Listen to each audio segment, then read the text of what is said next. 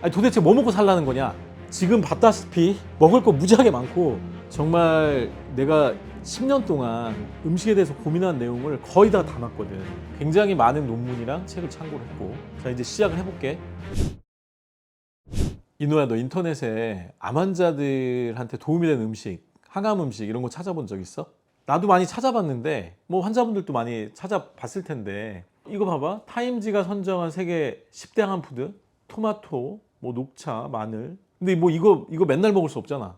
그 다음에 뭐 암세포 스스로 죽게 만드는 18가지 항암 음식. 이걸로 우리가 음식을 계속 먹을 수도 없는 상황이고, 이게 어떤 기준으로 만들어졌는지 리스트는 너무 많은데 근거도 없고 너무 중구난방이야. 사실은 그래서 환자들이 뭘 따라할 수 있는 게 없어. 그래서 암에 걸리면 되게 당황스러워해. 뭘 먹어야 되나. 용량 기준이라든지 조리를 어떻게 해야 된다 이런 게 하나도 없어. 또 가장 문제가 되는 과학적인 근거야. 과학적인 근거. 그래서 내가 오늘 해결 방안을 좀 제시를 해볼 거야. 첫 번째, 기준을 잡아야 돼. 이거는 어떤 기준이냐면 과학적 근거에 기반한 기준이야. 그 다음에 실제로 따라 먹을 수 있게 용량하고 빈도 이런 거를 좀 얘기를 할 거야. 그리고 이런 리스트들이 되게 많거든. 굉장히 많은데 사실은 잘 찾아보면 공통점이 있어. 그리고 원칙도 있어. 그래서 그걸 가지고 내가 이제 리스트를 정할 거고, 조리 방법에 대해서도 이제 얘기를 할 거야. 자, 그러면 기준을 정하려면 우리가 유명한 과학자들이 어떤 얘기를 하는지 좀 봐야 되거든. 그래서 이 논문은 암 연구하는 과학자들은 다 아는 논문이야. 이미 2011년에 나왔는데 논문이 74,000건이나 인용이 됐어. 엄청난 논문이거든 이게. 근데 이 논문을 공저한 두 분 중에 한 분이 재작년에 2022년이지. 2022년에 엄청난 논문을 냈어. 어떤 거냐면은 암의 공통 특징으로 다 세포 차원의 얘기들만 10개를 하다가 인체 전체를 보기 시작했어. 마이크로바이옴, 장내세균총. 우리가 맨날 얘기하던 거야. 후성유전 재프로그래밍, 후성유전의 스위치가 중요하다. 암은 유전의 영향은 5에서 10%밖에 안 되고 90에서 95%는 후성유전. 우리가 뭘 먹냐, 잠을 어떻게 자냐, 스트레스를 어떻게 받냐, 운동을 어떻게 하냐에 따라서 스위치가 꺼졌다 켜졌다 이런단 말이야. 그거를 드디어 얘기를 한 거지 이 사람이. 그 다음에 이건 뭐야? 초기암하고 줄기암하고 왔다 갔다 한다. 우리가 이미 많이 얘기를 했지. 초기암이 줄기암이 되는 게 문제고, 그래서 줄기암을 초기암으로 보내는 걸 해야 된다 이런 얘기를 계속 했었고, 그 다음에 노화, 이것도 내가 얘기 많이 했었지. 사실 항노화나 암에 권한 음식이 거의 똑같아. 그 부분에 대해서 이제 얘기를 할 거야. 이게 굉장히 최근 논문이기 때문에 이 기준을 따라서 이제 오늘 추천 음식을 얘기를 해볼 거야. 내가 여태까지 지금 암 환자를 본 지 지금 11년 차 됐는데 그동안 음식에 대해 굉장히 관심이 많았잖아. 그래서 그동안에 본 것들을 다 모아서 그래서 10가지를 골랐어. 굉장히 많은 논문이랑 책을 참고를 했고. 자, 이제 시작을 해볼게. 자, 그럼 10위는 과일은 과일인데 과당이 적은 과일, 그리고 GI 지수가 낮은 과일을 얘기를 하는 건데, 이거 무슨 얘기냐. 우리가 암 환자들이 과일을 너무 많이 먹어 사실은. 왜? 먹기 편하거든. 뭐 요리를 하지도 않고 그냥 뭐 깎아 먹던지 벗겨 먹던지 하니까. 근데 이 과일에 상당히 문제가 있다는 게 최근에 밝혀지고 있어. 자, 봐봐. 이 논문은 뭐냐면 포도당이야. 포도당, 글루코스. 이게 프룩토스, 과당이야. 근데 글루코스를 준 애보다 과당을 준 애들이 전이가 막 되는 게 보여. 요 실험은 뭐냐면은 과당을 흡수하는 효소를 조금 더 발현을 더 시킨 거야. 그랬더니 뭐 암이 어마무시하게 번지는 거지. 그러니까 지금 이런 논문이 얼마나 많냐면 유방암에 대해서, 대장암에 대해서, 폐암에 대해서 여러 암들에 대해서 논문 연도를 보면은 다 최근이야. 2021년, 23년, 20년, 24년 다 최근에 나온 논문들이 과당이 위험하다 이런 얘기를 다 하고 있어. 그럼 우리가 과일을 안 먹을 수는 없고 뭘 먹어야 되냐? 저과당 과일이 있어. 과당이 적은 과일. 뭐 라임은 과당이 없어. 레몬 0.6g, 크랜베리 0.7g. 과일별로 과당이 얼마나 차이 나냐면 우리가 제일 달달하고 좋아하는 거 망고 32.4g이야. 그러니까 이런 걸 먹으면 암이 안 클 수가 없는 거지 사실은. 그래서 이 리스트를 좀 참고해서 과당이 적은 과일을 골라서 먹어야 된다. 꿀 물어보는 사람 되게 많은데 꿀도 안 좋아. 액상 과당은 최악이야. 천연 과일 주스도 아예 금지. 그리고 지난번에 내가 얘기했던 5년 생존율이 95%인 일본 이즈미에서는 과일이 아예 금지돼 있어. 이 사람들이 주장하는 이유가 있는데 자기들이 경험적으로 해봤더니 과일 먹는 사람이 더 안 좋더라 이거야. 자, 그럼 우리가 과일을 아예 안 먹을 수는 없단 말이야. 그럼 어떻게 해야 돼? 과일 먹은 다음에 흡수를 좀 방해하면 되겠지. 그래서 내가 논문을 찾아보니까 라즈베리, 캐모마일차, 녹차, 생강차 이런 게 과당의 흡수를 억제하더라고. 그래서 우리가 좀 단 걸 먹었다 싶으면 뭘 해야 돼? 요런 차 종류를 먹어주면 좋겠다. 자, 그리고 또 뭘 하면 돼? 운동을 하면 돼. 밥 먹고 나서. 이게 내가 지난번에도 얘기했듯이 식후에 30분 걷기를 하면 어떻게 돼? 암이 가져갈 거를 내 허벅지가 가져간다. 그래서 식후에 30분 걷는 거는 매우 매우 중요하다. 그런 얘기고. 자, 이제 구이를 알아볼게. 자, 구이. 구이는 생선인데 여기 뭐라고 써 있어? 작은 흰살 생선. 왜 작아야 될까? 중금속 때문에. 덩치가 크면 클수록 작은 애들을 많이 먹어가지고 중금속이 많이 쌓이잖아. 그래서 우리나라에도 이런 어떤 어류들을 먹어라 이런 게 있어. 식약처에서 이제 하는. 그래서 보면은 다 크기가 작은 거야. 크기가 큰 거는 별로 권하지 않아. 그 다음에 중금속이 적은 거. 아예 지금 이 리스트는 참고하셔도 좋은데 우리나라에서도 보건환경연구원 경기도 여기서 발표한 중금속 중에 납이 적은 거, 뭐 수은이 적은 거, 카드뮴이 적은 거, 많은 거 이런 게 나와 있으니까 이걸 또 리스트를 참고해서 드시면 좋고. 그 다음에 양식보다는 자연산. 왜냐하면 양식엔 뭐 중금속 문제도 있고 농약이나 발색제 문제들이 많이 있어. 사실 양식 연어가 빨간색이 아닌 거 알아? 흰색이야. 근데 발색제를 써갖고 이렇게 바꾸는 거야. 왜냐하면 야생 연어가 이렇게 생겨가지고 맛있어 보이거든. 그래서 이렇게 바꾸는 거고. 지금 우리가 노르웨이 양식 연어를 많이 수입해서 먹는데 이게 전 세계에서 가장 독성이 강한 식품으로 얘기되고 있어. 엄청 많은 문제를 유발하고 있다고 지금 논문 나오거든. 그래서 연어도 좀 조심해야지. 그 다음에 이제 등푸른 생선보다는 흰살 생선이 낫다. 이거 왜 그러냐면 등푸른 생선은 기름이 너무 많아. 너무 많아서 암 환자들이 하루에 먹어야 되는 거를 초과해. 근데 생각보다는 흰살 생선도 오메가3가 꽤 많은 편이야. 여기 보면 굴비 한 토막에 2.2g. 우리 권장 소비량하고 거의 유사해. 그래서 등푸른 생선보다는 흰살 생선이 더 낫다. 이런 거고. 그 다음에 이제 추천 생선은 이제 원칙은 이거야. 크기가 작고 양식이 좀 어렵고 흰살에 가까운 생선. 요게 이제 원칙이라고 보면 되고 기준이라고 보면 되고. 그래서 뭐 멸치, 병어, 갈치, 전어, 대구, 명태, 조기, 도다리 뭐 이런 것들이야. 이런 것들이고 환자들이 그럼 어떻게 따라하냐? 이 책이 되게 좋더라고. 이 책이 요리하는 사람이 쓴 책이 아니고 낚시하는 사람들이 쓴 책이야. 그러니까 요 책을 보고 좀 참고하면 좋을 것 같아. 생선 요리는. 자, 이번에는 파리야, 파리. 파리는 통곡류야, 통곡류. 바라현미. 백미는 영양분이 5%밖에 안 돼. 근데 이제 현미는 어떤 문제가 있어? 일반 현미는 밖에가 두꺼워가지고 소화가 잘 안 돼. 씹기도 어렵고. 그래서 권하는 건 뭐야? 바라현미야, 바라현미. 바라현미를 권하고 이게 백미를 일로해서 비교한 바라현미의 영양분인데 어마어마하게 높지. 그래서 실제로 현실에 적용하기에는 바라현미가 훨씬 낫다. 일반 현미보다. 그 다음에 이제 바라현미를 이용해서 만든 것 중에 바보죽이라는 게 있거든. 간경화 간암을 이걸 먹고 이제 호전된 분이 있어서 그분이 요 레시피를 만드신 거지. 이분인데 여기 보면 바보죽의 재료가 기본이 현미 맵쌀, 현미 찹쌀, 그다음에 율무, 쥐누니콩, 검은 깨까지 들어가거든. 그래서 암 환자들은 간이 안 좋은 분들이 굉장히 많기 때문에 바라현미뿐만이 아니라 요것도 좀 이용하면 좋겠다. 그런 얘기고. 그다음에 이제 환자분들이 현미만 이용하면 영양분을 높이는데 한계가 있단 말이야. 그래서 되게 좋은 책이 있더라고. 여기 보면 맛있는 채소 솥밥 이런 책인데 바라 현미를 밑에 깔고 그 위에 채소를 이렇게 얹어가지고 솥밥을 하는 거야. 이게 한 끼를 그냥 이 솥밥 하나로 해결할 수도 있거든. 그래서 굉장히 좋은. 여기 보면 죽순 참나무 솥밥, 가지 샐러리 솥밥 이런 거는 그냥 너무 급할 때는 요걸 만들어가지고 그냥 이렇게 먹어도 되지. 그래서 굉장히 좋은 책인 것 같고 또 이런 책도 있어. 모두의 솥밥이라는 책인데 이 책에 봐도 시래기 두부솥밥, 버섯 병조리 명근솥밥 이런 식으로 바라현미를 밑에 깔고 야채들을 많이 채워가지고 솥밥을 만들어서 먹는 것도 되게 간편한 방법이야. 형님 그러면 아까 형님이 이제 이야기하실 때 이전에 있는 많은 리스트들이랑 지금 형님이 이제 추천하시는 리스트랑 제일 큰 차이가 이 리스트는 기준이 있다 였잖아요. 그 기준 중에 아까 더글라스 한나한이 이야기한 마이크로바이옴이나 아니면 면역을 높이는 거나 후성유전 스위치를 켜고 끄는 것들이나 이런 것들에 대해서 이야기를 했는데 이게 지금 그 기준들에 맞는 것들인가요? 그러니까 앞에 5가지 기준을 충족하면서 항암 효과가 있다고 논문에 나온 것들만 모은 거야. 면역력을 올리는가, 후성유전 스위치를 조절하는가, 줄기암을 정상세포로 바꿀 수 있는가, 마이크로바이옴을 좋게 하는가, 항노화에 도움이 되는가, 이 5가지 기준에 거의 맞는 것들만 모아서 한 거야.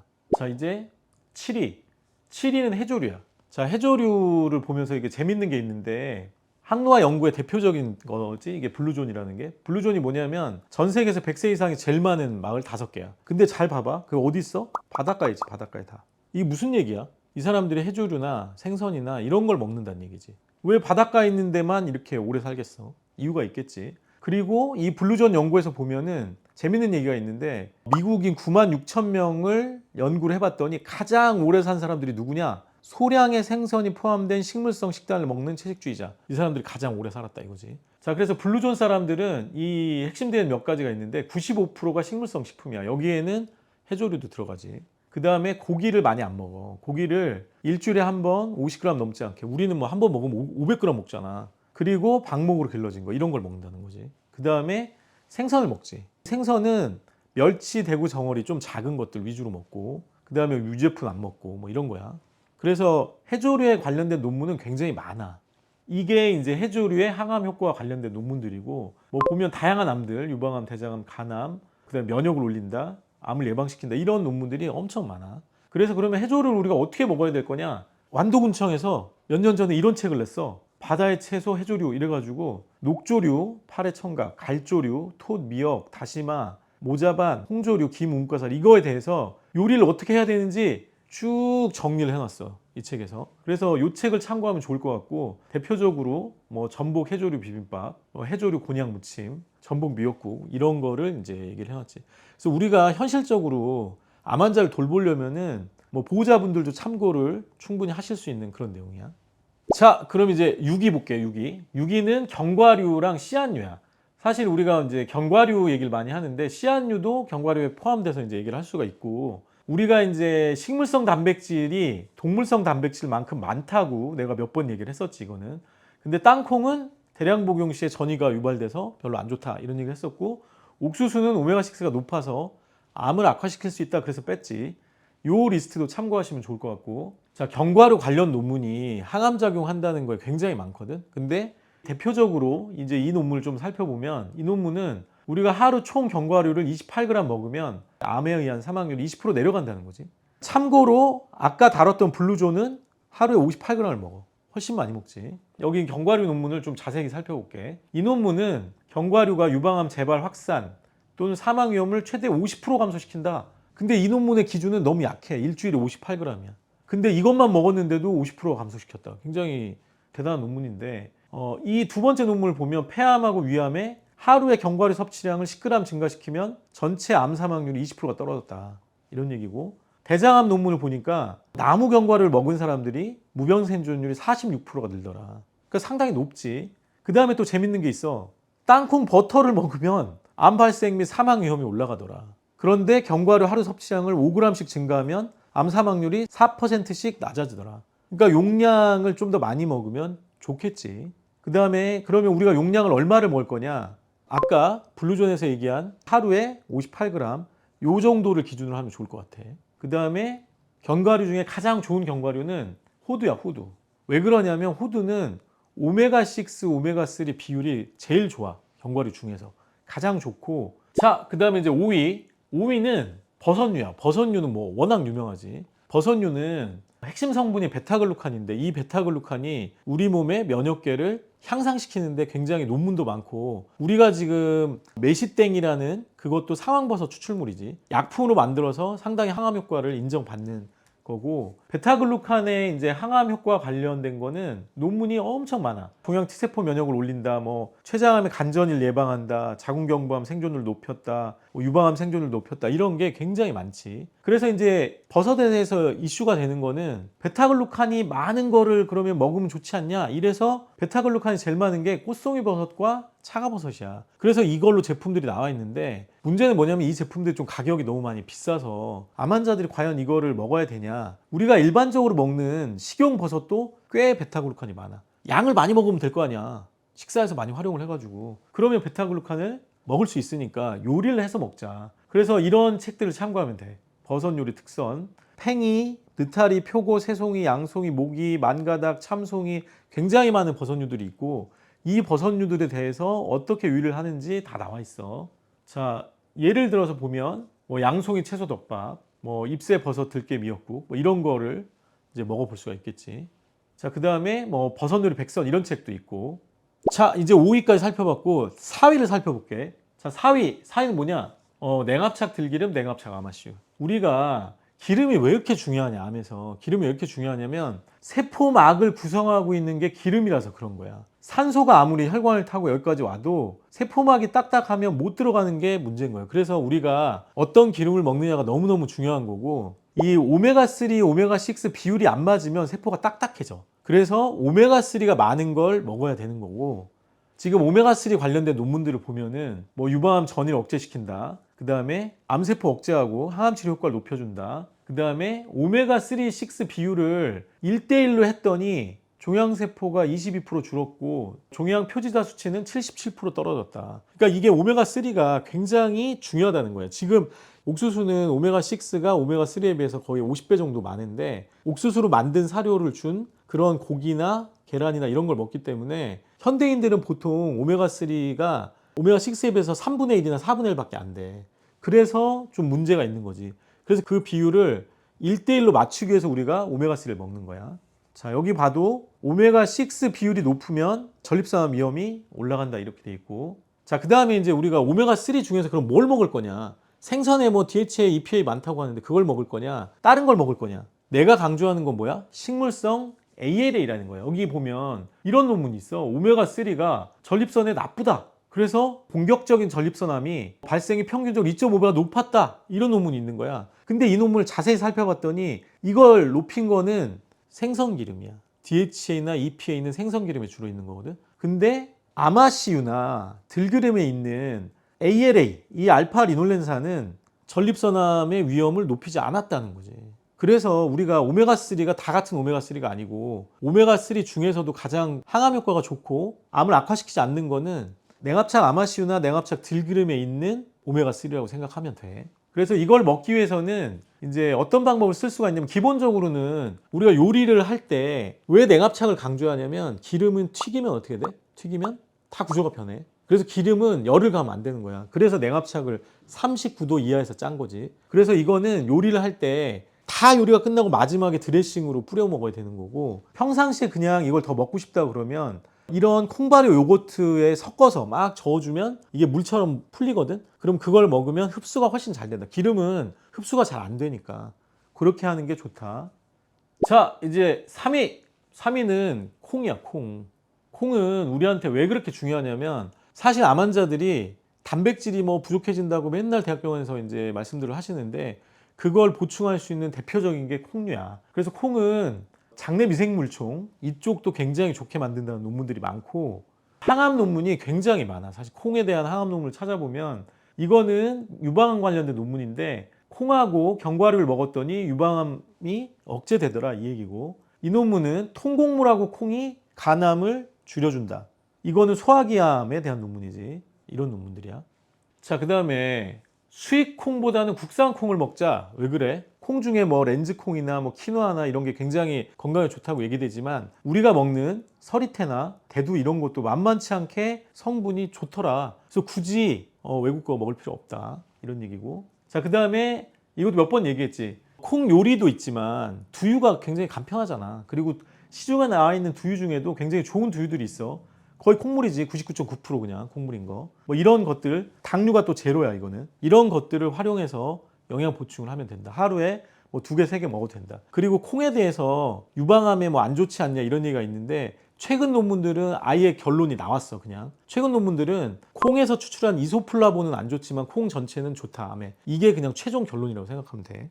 자, 그 다음에 이제 두부 요리. 역시 이 두부콩 밥상이라는 책이 있어. 여기 보면 다양한 이제 두부 관련된 요리를 볼 수가 있고, 뭐 두부 미나리 무침, 된장 시금치 무침, 그러니까 이런 책들을 잘 참고할 필요가 있고, 책을 다 사보기보다는 목차만 봐도 어느 정도 유추가 가능하니까 그렇게 그냥 만들어서 드셔도 되는 거지. 그 다음에 이제 콩하면은 서양에서는 어떻게 먹냐면 스튜를 만들어서 먹거든. 이게 굉장히 사실 요리가 간편한 편이야. 그래서 이제 암 환자분들이나 암 보호자분들이 이렇게 스튜 형태로 열을 조금만 가해도 되니까 이런 걸로 만들어서 먹어도 상당히 좋겠다. 이제 그런 얘기야. 자, 이제 2위를 볼게. 2위는 바로 발효 음식이야. 내가 기준 중에 하나로도 발효 음식을 잡았잖아. 마이크로바이옴, 장내세균총이 중요하다고 얘기를 했고, 지금 현대인들의 문제는 뭐냐면, 우리가 원래는 장 속에 이렇게 4,000종이 있어야 되는데, 내가 2018년도에 모 업체랑 간임상을 해봤더니 암 환자들은 600종밖에 안 되는 거야. 뭐 정상인도 800종밖에 안 돼. 그러니까 4,000종에 비하면 일반인들도 많이 떨어져 있는데 암 환자들은 수술항암 방사를 하기 때문에 항생제나 뭐 소염 진통제나 이런 것들 항암제의 영향을 받아서 600종, 500종 이렇게 굉장히 떨어져 있다는 거지. 그러면 최대치에 비하면 거의 10분의 1 가까이 떨어져 있는 거야. 이렇게 되면 어떻게 돼? 사망률이 올라가. 다양성이 좋은 사람들은 오래 살고 다양성이 안 좋은 사람들은 빨리 돌아가시더라. 자궁경부암 환자. 그 다음에 이 논문은 뭐야? 우리 좋은 균은 온몸을 보내준다 그랬지. 온몸으로 장에서. 그래서 각각의 장기에도 다 이런 좋은 균들이 있는데 췌장에 있는 미생물 다양성이 떨어졌더니 어떻게 돼? 췌장암 환자가 빨리 돌아가시더라. 다양성이 높은 사람은 오래 살더라. 이제 이런 논문들이 있는 거야. 그리고 이것 때문에 우리 장에 면역이 몇 프로가 있어? 70%가 있어. 그러면 장이 안 좋아지면 어떻게 돼? 면역이 안 좋아지지. 면역항암제가 다양성이 좋은 그룹은 면역항암제가 듣고 다양성이 안 좋은 그룹은 면역항암제도 안 듣더라. 그래서 면역항암제를 하시는 분들은 반드시 장을 먼저 고치고 그다음에 면역항암제를 하셔야 되고, 그러면 면역항암제만 영향을 주냐? 아니야. 일반 항암제도 15에서 20% 정도 장내 다양성 영향을 받아. 그래서 항생제를 한 팀은 일반 항암제도 잘 안 듣는 거지. 그만큼 우리 장이 중요하다는 거야. 그래서 항암제를 하실 분들도 수술하고 나서 반드시 장을 좋게 만들고 이 종다양성 올리고 나서 그 다음에 치료를 받는 게 좋다, 이런 얘기고. 자, 그러면 이 다양성을 높이는 게 뭘까? 다양성을 높이는 걸로 뭐 두 가지 얘기를 해. 여기서는 식이섬유와 발효음식. 사실 오메가3 하나가 더 있는데 여기서는 이제 두 가지만 다루고 있고, 이 논문에서 보면은 식이섬유는 어느 정도까지만 다양성을 올려. 더 이상 안 올라가. 근데 발효음식은 어때? 발효음식은 꾸준히 증가시키더라. 그래서 다른 논문을 봤더니 발효음식을 먹으면 종다양성이 꾸준히 올라가더라, 이런 얘기야. 자, 이제 그러면 우리가 발효음식을 어떻게 먹을까? 가장 편한 방법은 뭐 시중에 있는 걸 사 먹는 게 편하지. 자, 우유로 만든 요거트보다는 콩으로 만든 요거트가 암을 키울 가능성이 적고 항암 효과가 있기 때문에 되도록이면 콩발효 요거트를 사든지, 아니면 이게 부담된다 그러면 얘를 종균으로 쓰는 거야. 콩발효 요거트를 종균으로 쓰고 아까 얘기했던 두유 같은 거를 여기다 섞어주고 이거를 따뜻하게 하면은 얘가 발효가 돼. 그래서 요거트 발효기를 사서 이 콩발효 요거트를 종균으로 쓴 다음에 발효를 해서 먹어도 된다, 이런 거고. 자, 그 다음에 발효 음식 하면 생각나는 건 뭐야? 김치. 또 청국장. 그렇지. 우리가 음식으로 청국장이 어떠냐? 청국장이 항암 효과가 있다는 논문이 굉장히 많아. 굉장히 많고, 이 논문을 보면 면역이 2배로 올라가더라. 그리고 항암제 효과 50% 효과 정도는 얘가 낸다. 굉장한 거지, 사실. 이 논문의 특이한 건 뭐냐면 열을 가해도 요 항암 효과가 있는 성분은 죽지 않더라. 없어지지 않더라. 그래서 펄펄 끓여도 된다, 이런 얘기야. 근데 사실 온도를 40도가 넘어가면 효소가 파괴되기 시작하기 때문에 좋은 거를 2개 다 먹으려면 어떻게 하면 되겠어?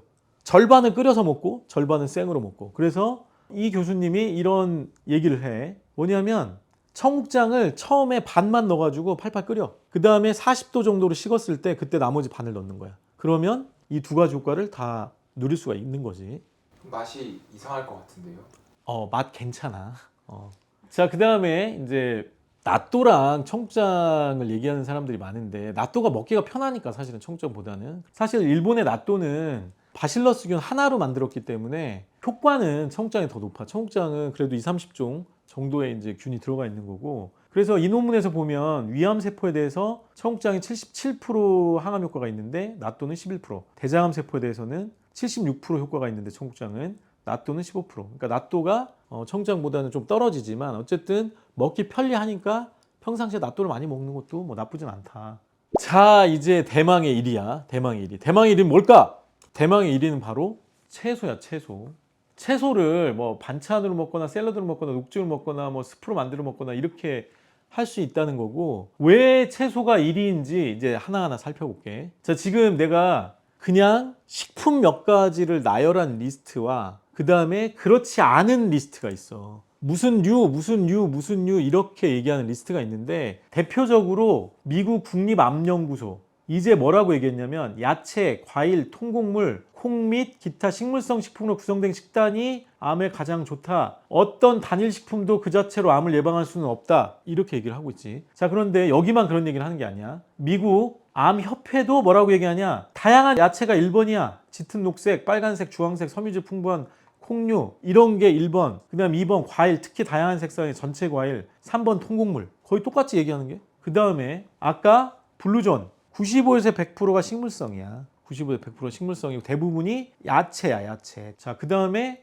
일본에 암환자 5년 생존율이 95%인 이즈미에라는 암환자 단체가 있는데 여기서 추천한 음식 한번 볼까? 잡곡, 콩류, 콩 제품류, 여기 낫또가 있네. 고구마류, 뿌리채소, 녹색채소, 버섯류, 배추류, 해조류, 물고기. 우리가 다룬 거랑 상당히 유사해. 상당히 유사하고 하루에 야채를 그러면 도대체 얼마를 먹어야 될까? 논문들을 보면은 기준이 나와 있는데 모든 사막류를 없애는 거는 하루에 800g. 상당히 많아. 일반암은 400g, 난소암 600g. 이걸 권장하고 있어. 800g이 굉장히 많은 양이기 때문에 그래서 하는 방법으로 뭐가 있냐면 녹즙을 짜는 거야.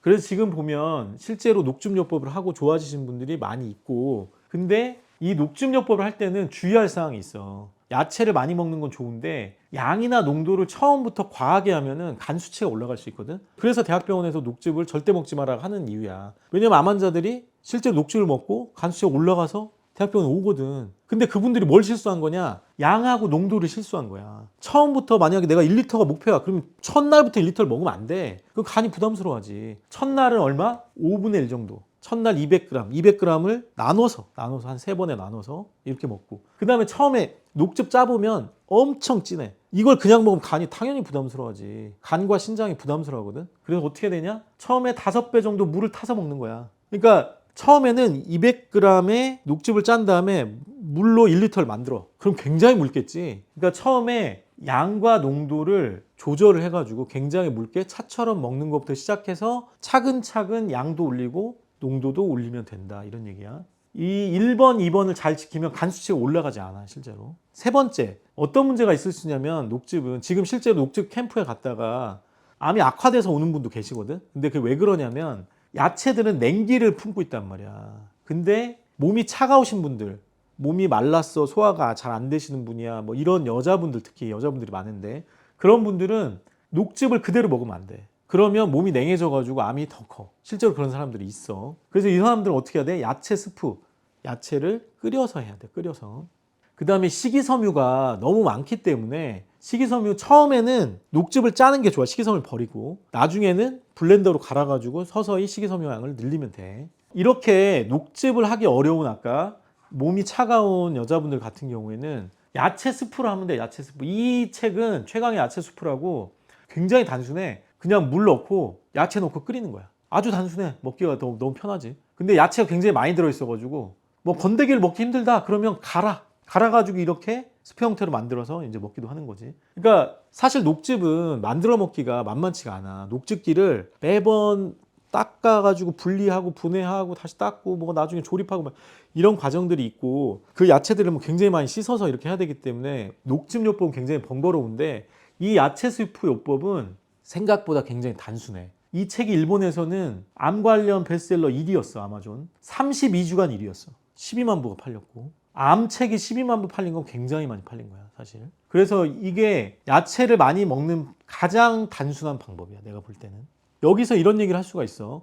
녹즙은 효소가 살아있는데 효소는 40도에서 60도 사이면 거의 파괴되는데 이건 끓였는데 효소 다 날아가지 않아요? 이렇게 얘기할 수도 있는데 야채 중에는 이렇게 항산화 능력이 끓이면 더 올라가는 애들도 상당히 많아. 그런 애들이 상당히 많아가지고 두 가지를 다 하는 거지. 반찬으로는 센 걸 먹고 그 다음에 이거는 끓여서 먹고 이러면은 이제 그 둘을 다 채울 수가 있겠지. 자, 오늘은 내가 암 환자들한테 권하는 10가지 음식을 얘기했는데 지난번에 7가지 금지 음식을 얘기하니까 밑에 댓글에 이제 많은 암 환자분들이 아니 도대체 뭐 먹고 살라는 거냐? 지금 봤다시피 먹을 거 무지하게 많고 정말 내가 10년 동안 음식에 대해서 고민한 내용을 거의 다 담았거든. 그래서 암 환자분들께 말씀드리자면 이걸 한 번만 보지 마시고 가다가 화면을 멈춰서 메모를 하시거나 아니면 캡처를 하셔서 여러 번 보시고 꼭 기억하시기 바랍니다. 그리고 제가 앞으로 이렇게 내용이 이제 충실한 영상을 계속 만들 예정이니까 계속 관심 가져주세요.